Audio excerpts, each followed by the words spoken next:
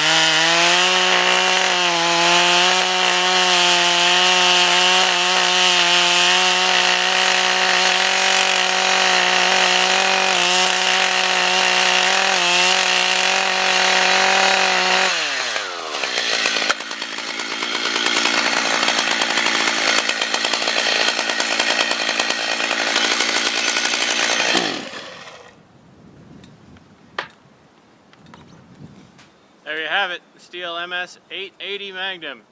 Definitely no ninja moves. You want ninja moves, go check out Glenn Schweitzer's YouTube.